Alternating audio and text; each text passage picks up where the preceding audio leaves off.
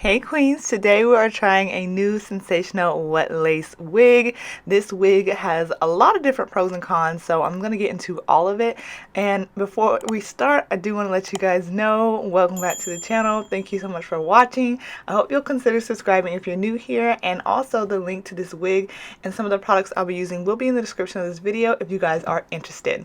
Alright, let's get right into it. Starting off with the construction, this one has two combs in the front and one in the back, and this has a 13 by 6 lace front area. Okay, here's a look at the wig, and we're going to tint the lace. As far as the cap size, I would say that it was comfortable on my head, which I feel is a little bit on the larger side. It says that it's supposed to be a yaki texture. I would say more of a light yaki in my opinion. So I started off by tinting the lace with that lace tint spray, you guys. And I feel like tinting the lace has been something that I really like using as opposed to just using makeup lately. Then I'm going in with that wax stick and a hot comb ahead of time. I like doing this process before I even put the wig on my head because it just makes it so much easier, y'all. So those products will be linked in the description of this video under the title if you guys are interested in them. They are working well for me.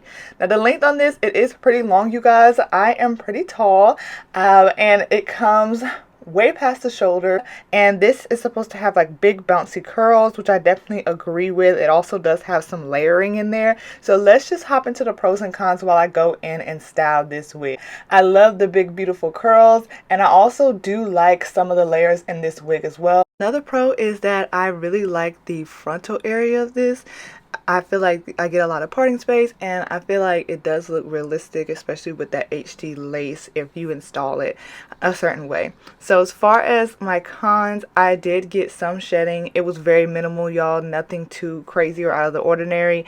And then for tangling, I do feel like in the future this may tangle just because it is longer, but I do think it's manageable. Definitely use some type of bristle brush. Any other issues I didn't really have. I did glue this down, and oh, there was one more con, y'all. One more con in the layering, and you won't really like see it much in this because I styled it differently, but in the layering there's like a little flip of the bang. You guys can see it right there, how it's like kind of flipped out and pointy.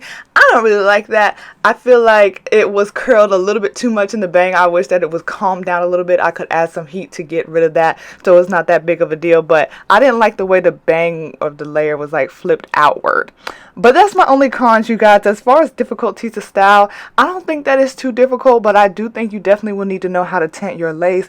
So the next thing that I did was add some glue to this wig and put a melt band on. I also took some powder and went in the parting space to make it look a little bit more realistic. And I'm getting ready to show you guys the final look of this wig. I would give it an overall rating of a 8.5. I think this looks really good, and this is the wig Sensationnel What Lace Glenna, and I have Glenna in the color 2. So here is the overall look. Here's a look at the back and a 360 of the wig.